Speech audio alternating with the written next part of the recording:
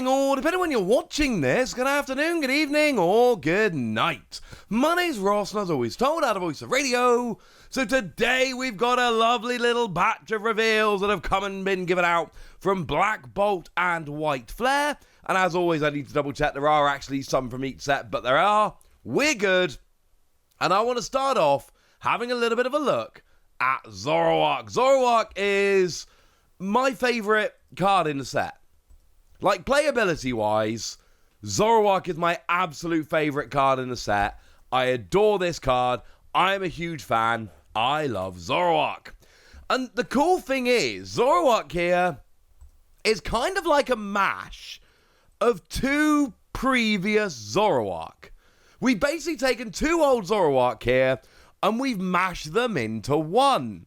Which is a little bit weird, but is kind of cool. For me personally, I love the second attack. The second attack here says that you just get to choose one of your opponent's active Pokemon's attacks and use it as this attack.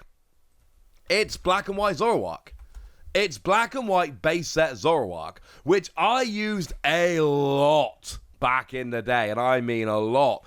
I managed to have a very, very high finish. I'm talking like top 8 at the largest tournament in Europe, and lost in top 8 on a City Misplay. Let's not talk about that.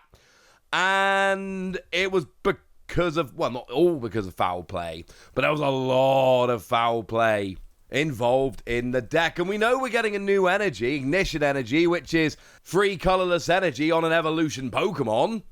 I mean, it falls off the end of the turn, but that's fine.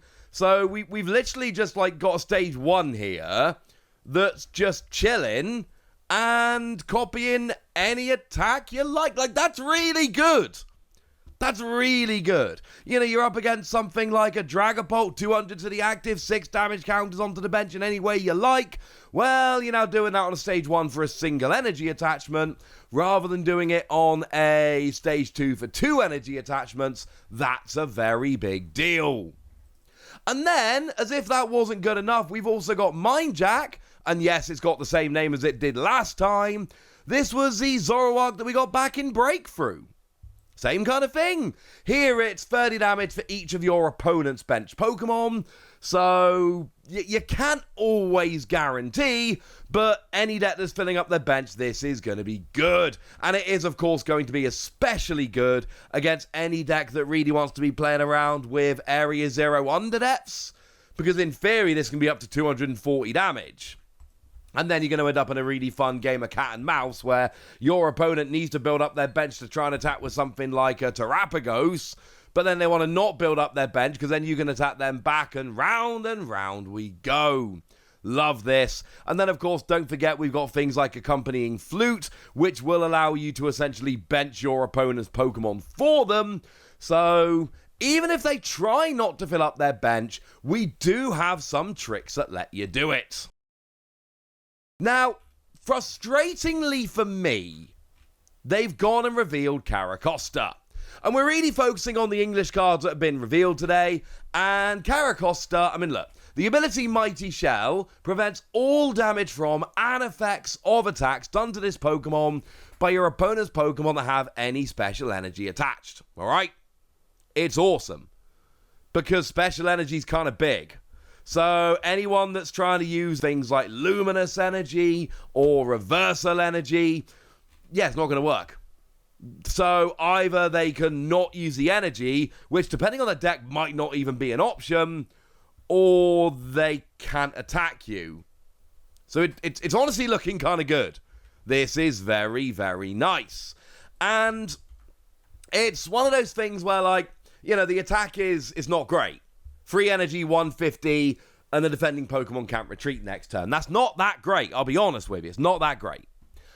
But we have 180 HP and an ability that prevents damage from and effects of attacks done to you by Pokemon with special energy attached. What we really need here is we need a usable attack. We need a decent attack that we can come along and go, oh yeah, no, that's really good. Let's do that. And I don't think Caracosta has it, But this is where I need to break my rule and tell you about Tirtouga. It's kind of frustrating, these reveals, right? Because I want to stick to the exciting English reveals that have come out today, but I cannot talk about Zoroark without talking about Ignition Energy. That's just silly. And I cannot talk about Caracosta without talking about Tirtouga, because it's got Trash Avalanche. Well, it's actually better Trash Avalanche. Trash Avalanche did 20 damage for each item card in your opponent's discard pile. This does 30 damage for each item card in your opponent's discard pile. Although it is very much worth remembering that back when Garboda was a thing, tool cards counted as items, and now they don't. So it's only items, not tools and items. This is still ridiculous. Decks play a lot of item cards nowadays, and this is just going to fit in beautifully. This is ridiculous. Like, just to be perfectly clear, this is absolutely ridiculous. And then, of course, we've got Relicanth. So all you need to do is go and get a Relicanth down, and then you have Caracosta with all of the bulk and the ability and the staying power. But instead of having to deal with that ridiculous attack, which kind of is rubbish, you've got a single energy, really good attack. What's your opponent going to do? Not play item cards and never discard item cards. Most decks can't do that. It's all very well and good them saying, I'm just not going to play any item cards. It's often not an issue. Like, they can't just not play item cards. Their deck doesn't work. Haha, joke's on you. I'm not searching out any Pokemon this game. Okay. Cool. Joke's on you. I'm going to keep the Pokemon I don't want in the active because I'm not playing a Switch. Okay, fine, go ahead and do that. See if I care. Caracosta's kind of rubbish, but when combined with Tirtouga, is awesome.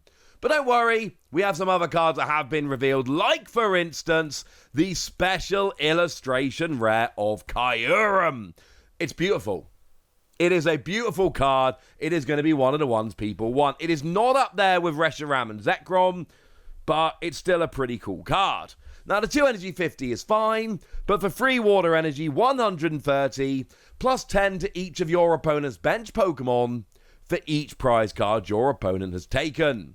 The issue I have with this is that you really want to spread lots of damage in the early game so you can get those evolving Pokemon before they've evolved up. But then the problem is that you can't really do that because you don't do enough in the early game because your opponent hasn't taken enough prizes. Like, by the time they've taken enough prizes for this attack to do enough damage, you kind of don't need to hit the bench like that because, 40, 50 damage to the bench when your opponent is completely set up is not going to do that much. Sorry about that. There is another illustration rare we can have a look at, though, and it is Samurott, and Samurott is awesome. We've got an ability here that says, once during a turn, you may switch your active Pokemon with one of your bench, and if you do, your opponent switches their active with one of their bench, although they get the choice. Okay, it's cool.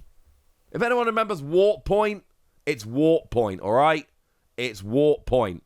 You switch your active, and then your opponent switches their active, and everybody has a wonderful time. It's alright. It's a kind of ability to, like, if it was on a basic, it would be amazing, but it's not. It's on a stage 2. Hey-ho. I should say, by the way, Warp Point, actually your opponent switches, and then you switch, whereas here you switch and then your opponent switches, so I suppose it's ever so slightly different. Hey-ho. And then single energy, 30 damage plus 50 more for each energy attached to this Pokemon. I mean, look, we can do the thing we normally do where I go, well, you never know. Baxcalibur, you can attach as much energy as you like. But then you got 2 different stage 2 lines going on, which I'm not sure is the best idea, personally. That doesn't sound as consistent as we would like. But then we can finish off having a good old gander at End's plan. Move up to 2 energy from your bench Pokemon to your active Pokemon. Okay. And initially, this works, well, A bit like Energy Switch, but it's not Energy Switch, it's Double Energy Switch. And it's not Double Energy Switch, it's worse Double Energy Switch. Because Energy Switch lets you move an energy from one of your Pokemon to another. Whereas N here lets you move 2 energy from your bench to your active. But not from your active to your bench or your bench to your bench. Only from your bench to your active. So it's more restrictive. Even though you get to switch 2, it is more restrictive and that looks annoying. And then you notice that it doesn't say the word basic. One of the biggest issues of Energy Switch is it only moves basic energy. N's plan doesn't. N's plan will also move special energy, and that's what gives it a bit more oomph. It's a classic kind of supporter you play as a one-off to give you some more options, rather than a supporter around which you build your entire deck. That doesn't mean it can't be fun, ladies and gentlemen. It absolutely can be fun. So there we go. Those are the cards that have gone and been revealed. Those are the ones that we've got now. And now it's over to you guys. Tell me what you think about these cards. Tell me how excited you are for Black Bolt and White Flare. Tell me anything you want to tell me in the comment section. Go nuts! Be nice. And then make sure you like this video, subscribe to this channel, follow me on Twitter at @TheWasi.